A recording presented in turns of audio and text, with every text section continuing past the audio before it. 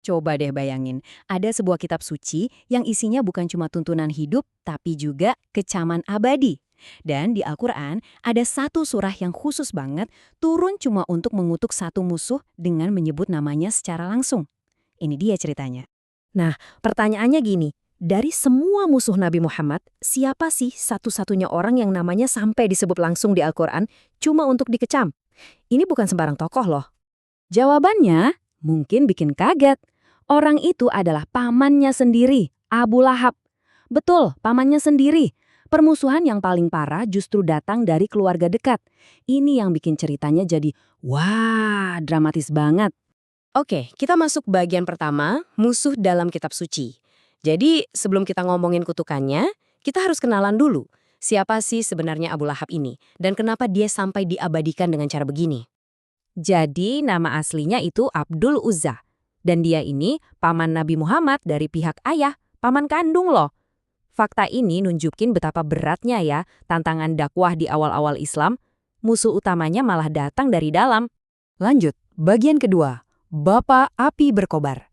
Katanya kan nama itu doa ya, tapi dalam kasus ini nama malah jadi semacam ramalan. Yuk kita bedah makna di balik julukan Abu Lahab yang terkenal banget ini. Secara harfiah, Abu Lahab itu artinya bapak api yang berkobar. Tapi anehnya, awalnya julukan ini tuh sama sekali nggak ada hubungannya sama neraka. Perubahan maknanya ini luar biasa banget. Awalnya julukan itu dikasih karena wajahnya yang cerah kemerahan, semacam pujian gitulah.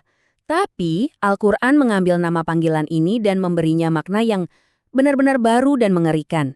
Sebuah ramalan tentang nasibnya di neraka. Dari yang tadinya pujian fisik, jadi vonis dari Tuhan. Dan permusuhannya ini bukan cuma diam-diam aja loh. Dia itu aktif banget.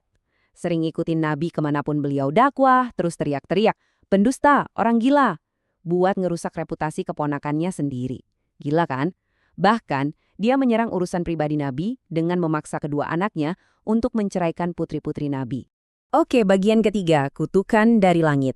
Nah, semua kebenciannya ini akhirnya sampai ke puncaknya di satu hari penting di Bukit Syafa. Peristiwa inilah yang jadi pemicu turunnya balasan langsung dari langit. Jadi ceritanya pas Nabi Muhammad ngumpulin kaumnya di Bukit Syafa buat dakwah terang-terangan, Abu Lahab ini marah besar.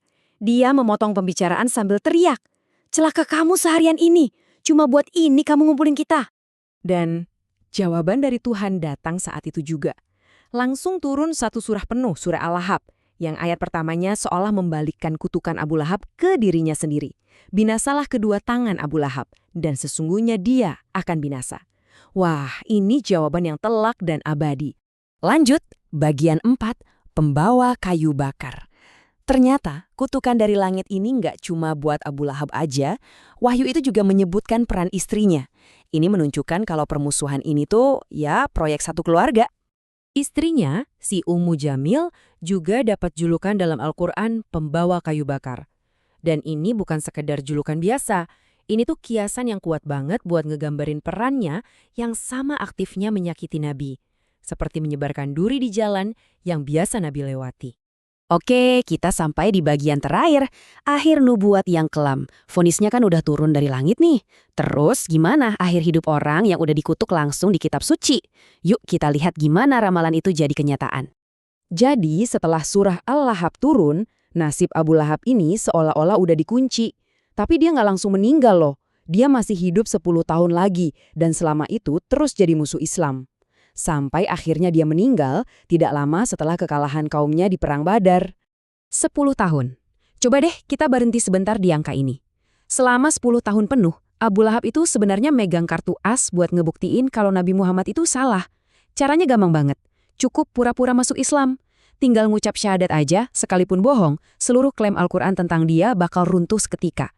Tapi selama 10 tahun itu, dia nggak pernah melakukannya. Akhir hidupnya juga menyedihkan banget.